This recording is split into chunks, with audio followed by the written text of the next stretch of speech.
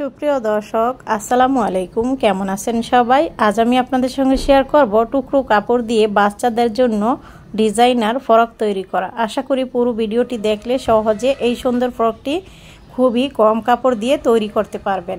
এইখানে উপরের যে টপ পার্ট সেটা কাটিং করার জন্য কাপড়কে আমি 4 ভাঁজে ভাঁজ দিয়ে নিয়েছি। এই যে এখানে আছে ডাবল 2 ভাঁজ আর এই যে সিঙ্গেল, তো 4 ভাঁজে ভাঁজ দেওয়া আছে। বন্ধ পাশটা আমার দিকে রেখে এরপর হচ্ছে আমি এই যে এখানে কাপড়টুকু দিয়ে জোড়া দিলাম। এটা হচ্ছে ডিজাইন হবে। তো এখানে পুট নিচ্ছি হচ্ছে 4 ইঞ্চি, আরমোল নিব 4 ইঞ্চি। এই যে এখন আরমোলও 4 ইঞ্চি নিয়ে এই বরাবর একটি দাগ টেনে দিয়েছি সোজা করে। এখন 7 ইঞ্চি নিচে একটি মার্ক করে দিয়ে এরপর হচ্ছে 10 ইঞ্চি নিচে একটি মার্ক করে দিয়েছি। বডির জন্য 6 ইঞ্চি নিচ্ছি, এরপর এক্সট্রা আর কি 1 ইঞ্চির মতো। তারপর হচ্ছে 5 ইঞ্চি কোমর, এক্সট্রা আরও 1 ইঞ্চি।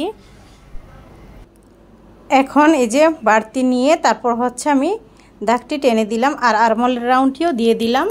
এখন গলার মেজারমেন্ট নিচ্ছি হচ্ছে 1.5 ইঞ্চি থেকে 2 সুতা বেশি আর 2 ইঞ্চি থেকে কম। তারপর হচ্ছে নামতি 3 ইঞ্চি, এটা হচ্ছে সামনের যে গলা হবে সেটা 3 ইঞ্চি নিব আর গোল করে রাউন্ডটি দিয়ে দিলাম। পেছনের গলার জন্য নিব 1.5 ইঞ্চি। এই যে এখানে কাপড়টা একটু পরে আসছে, তো সেটা আমি ঠিক করে নিচ্ছি, কারণ এভাবে একটু দেখে নেওয়া ভালো। যাই হোক, এখানে আমি সোজা করে নিয়েছি, তারপর গোল করে রাউন্ডটি দিয়ে দিলাম 1.5 ইঞ্চিতে।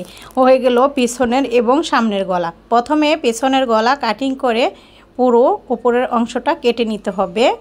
এই যে আরমোলের রাউন্ডটি কেটে নিচ্ছি, কারণ এই কাটিং করার পর সামনের একটি পার্ট সরিয়ে আর কি সামনের গলা কেটে নিতে হবে। তারপর এই যে দেখুন, এখন আমি কি করলাম, হাতার যে মানে আরমোলের যে রাউন্ড সেটা কেটে নিয়ে এখন হচ্ছে এই যে নিচের যে ঘের সেটা কেটে নিয়েছি। তারপর হচ্ছে একটি পার্ট আমি এখান থেকে সরিয়ে সামনের যে গলা সেটা কাটিং করে নিব। এই তো এখন কেটে নিয়েছি, দেখুন এরকমটা হয়েছে। তো আশা করছি আপনারা বুঝে গেছেন উপরের অংশটা আমি কিভাবে মাপ নিয়ে কতটুকুতে কাটিং করলাম। না বুঝলে রিপিট করে দেখবেন, ইনশাল্লাহ বুঝে যাবেন। তারপর এই যে এখানে হচ্ছে আমি ডিজাইন করার জন্য যেহেতু টুকরো কাপড়, তো সেই কাপড় দিয়ে সুন্দর করে ডিজাইন করে দিতে হবে, তাহলে বোঝা যাবে না যে এটা কোনো টুকরো দিয়ে তৈরি করছেন। তো যাই হোক, আমি এই যে টুকরো কাপড়টার যে লম্বাটা এটা 44 এইভাবে আসছে। এভাবে 44 ইঞ্চি করে কিন্তু 2 পার্ট হবে, এখানে ডাবল কাপড় সামনের পার্টের জন্য এবং পিছনের পার্টের জন্য। তো এই যে এখন হচ্ছে এইখানটাতে এইভাবে একটু উপরে এইভাবে ধরলাম, ধরে এই যে এটা যে আছে হচ্ছে আপনার 5 ইঞ্চি। তারপর হচ্ছে এখানে নিব আমি সর্বমোট এই যে নিচের অংশটা, মোট মাপটা আপনাদের দেখিয়ে দিচ্ছি। এখানে নিচ্ছে হচ্ছে 11 ইঞ্চি আর উপরের টপ পার্টটা যদি ধরি তাহলে আসে হচ্ছে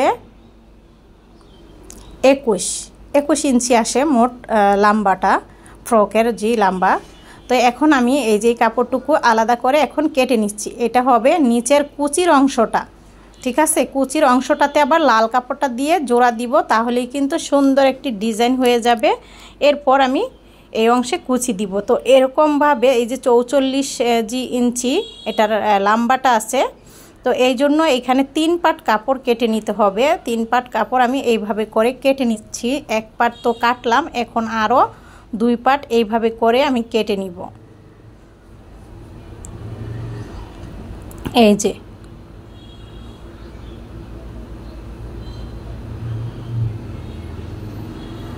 দেখুন আমি কেটে নিয়েছি।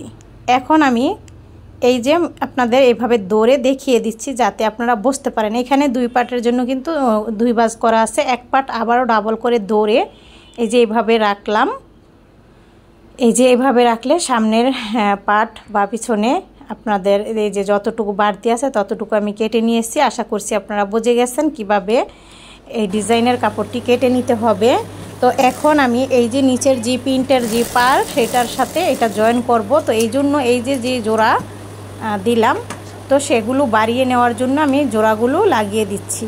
এইভাবে করে কিন্তু জয়েন করে আপনাদের নিতে হবে। তারপর হচ্ছে খাড়াভাবে জোড়াটা দিতে হবে। খেয়াল করে দেখুন আপনারা কম কাপড় দিয়ে এরকম সুন্দর একটি ড্রেস কিভাবে তৈরি করবেন একটুখানি বুদ্ধি খাটিয়ে, তাহলেই কিন্তু সুন্দর একটি ড্রেস তৈরি করে ফেলতে পারবেন খুবই কম খরচে। এখন দেখুন জয়েন করা তো হয়ে গেল। তারপর আমি সেই কাপড়টা নিলাম, নিয়ে এটার উপরে এইভাবে রেখে সোজা করে লম্বা একটু সেলাই দিব, তাহলেই কিন্তু জয়েন করা হয়ে যাবে। তো দেখুন আমি এই যে এইভাবে করে কিন্তু সেলাই করে নিচ্ছি। আবারও যে পেছনের পার্ট মানে দুইটা পার্টের জন্য আমি দুইটা টুকরো কিন্তু একসাথে জয়েন করে নিচ্ছি, মাঝখানে আমি কেটে নিব। তো এই তো জোড়াটা দেওয়ার পর এখন উপর দিয়ে আমি একটি চাপ সেলাই দিয়ে দিব। তো এই যে আমি উপর দিয়ে চাপ সেলাইটি দিচ্ছি, আপনারা চাইলে এটা নাও দিতে পারেন, তবে আমি দিয়ে দিলাম। তারপর মাঝখানে আমি কেটে নিয়েছি।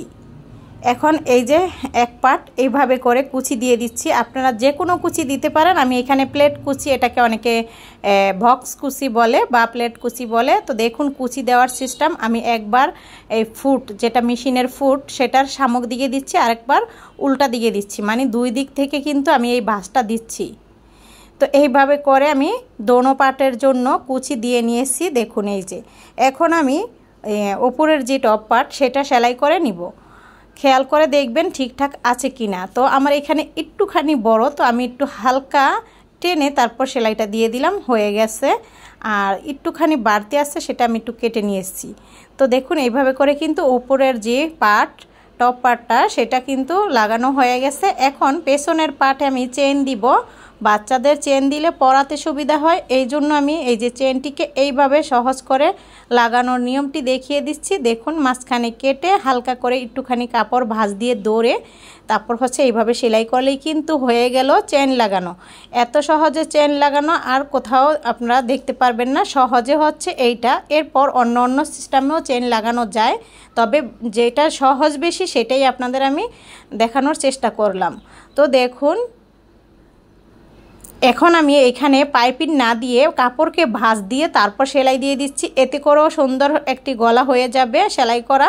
আর যদি চান আপনারা এখানে অন্য কোনো কাপড় দিয়ে কুচি দিবেন বা পাইপিং করবেন, এটা আপনাদের ইচ্ছে পছন্দ অনুসারে আপনারা সেটা করতে পারেন। আমি এখানে দিয়ে দিলাম কাপড়টিকে ভাঁজ দিয়ে তারপর সেলাই, এখানে আমি কোনো আর পাইপিং করলাম না। দেখুন কত সুন্দরভাবে গলাটিকে সেলাই করে ফেলেছি। এখন আমি এই হাতাতেও সেমভাবে কাপড়কে ভাঁজ দিয়ে সেলাই দিয়ে দিব। আপনারা চাইলে এখানে আলাদা পাইপিং কেটে এখানে গোল করে একটি পাইপিং দিয়ে সেলাইটি দিতে পারেন। যাই হোক এটা আপনাদের পছন্দের উপর, যদি পাইপিং দিতে না চান এইভাবে ভাঁজ দিয়ে দিয়ে সেলাই করে ফেলবেন তাহলেও হবে। তো দেখুন কত সহজে হয়ে গেল আমার গলা সেলাই করা এবং হাতা সেলাই করা। এখন আমি সাইড সেলাই করে নিচ্ছি, তাহলেই কিন্তু পুরোপুরি সেলাই করা কমপ্লিট হয়ে যাবে।